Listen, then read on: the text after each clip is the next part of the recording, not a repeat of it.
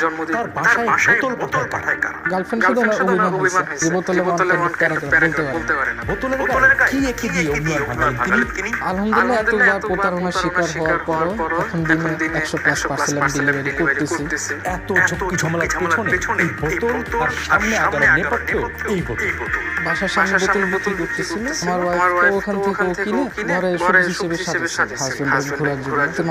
মালয়েশিয়াতে গেছিলাম। ওখানে যাওয়ার পরে মালয়েশিয়াতে বিভিন্ন রেস্টুরেন্টে দেখলাম যে বোতলগুলো দিয়ে এরকম লাইটিং করে খুব সুন্দরভাবে ডেকোরেশন করতেছে। ওইখান থেকে মেনলি আইডিয়া নেওয়া। তখন আমি এটা দেখার পর আমার ওয়াইফকে বললাম, মনে আছে আপা আমরা যে ব্যাংক থেকে কিনে একটা আর্ট করছিলাম তুমি ঘরে শোপিস হিসেবে সাজানোর জন্য ফুলদানি হিসেবে। তো বললাম কেন আমরা একটা বিজনেস তৈরি করি। তো ওইখান থেকে মেনলি চিন্তা ভাবনা নিয়ে কাজ করা। আসার পরে আমি যার থেকে মালগুলো নিয়ে চাই না ওনাকে বললাম ভাই আমার এরকম লাইট দিতে পারে। তো আনার পরে আলহামদুলিল্লাহ বোতল কালেক্ট করলাম। এই ফালাদা বোতলগুলো হচ্ছে মেনলি বিভিন্ন ভাঙারি দোকান থেকে কালেক্ট করা। একদিন এরকম ভাঙারি দোকান থেকে কালেক্ট করি। তো ওইখান থেকে নিয়ে এসে আমরা আবার এগুলো ওয়াশ করি ভালো। তো বিজনেস শুরু করার একটা পর্যায়ে আমি পেজের নাম প্রকাশ করতে ইচ্ছুক না। রিজিকের মালিক তো চিটাগাংয়ের একটা ভাইয়া, তো ওনারা সেল করতেছে। তো একটা পর্যায়ে উনি বলতেছে ভাই এই ডিজাইনগুলো তো আমিও তৈরি করি আপনি করছেন।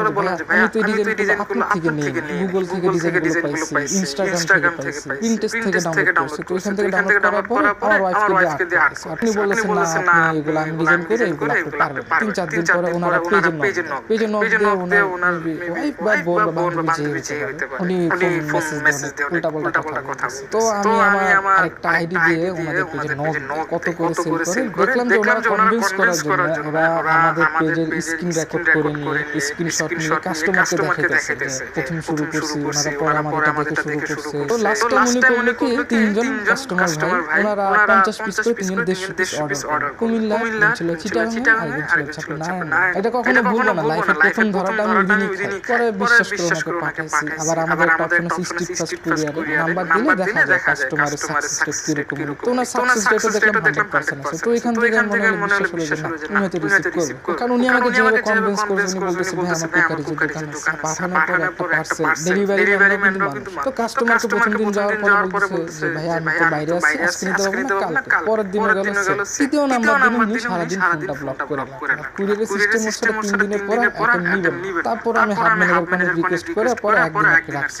পরে উনি বলতেছে ভাই আমার আত্মীয় মারা গেছে আমি পার্সেল রিসিভ করতে পারবো না আপনি পার্সেলটা নিয়ে যান। আমার ডেলিভারি চার্জ গেছে 1200 টাকা, এটার আবার রিটার্ন চার্জ আছে। কাস্টমার কিন্তু আমাকে 1 টাকাও অগ্রিম দেয় না। তাও প্রোডাক্ট প্রাইস সবকিছু মিলে अराउंड 3,500-4,000 টাকা।